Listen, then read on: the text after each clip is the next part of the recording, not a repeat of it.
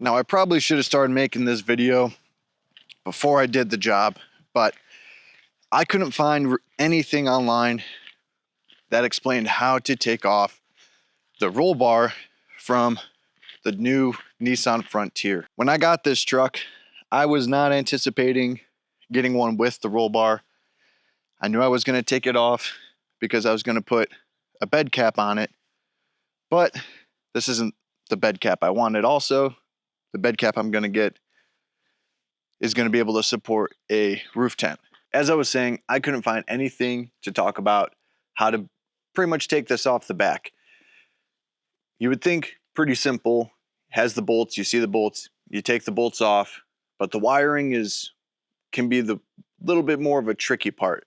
So the light here is wired down and comes out the bottom here. And one thing to look for is this like braided texture. And everyone is talking about this. The one thing I found said, look for the pink clip.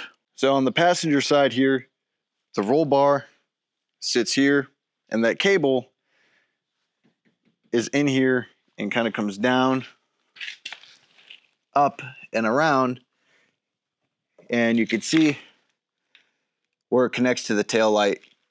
We don't have to do anything to the tail light to remove it, but you can follow this wire all the way to this right here. And this is where I've already removed it and then covered the connector in new electrical tape and then just kind of stuck it back down there, and I'll get a zip tie to clip that on.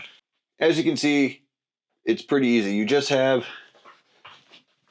the connectors that go right there. You unbolt it and then you unclip that wire and you're good to go.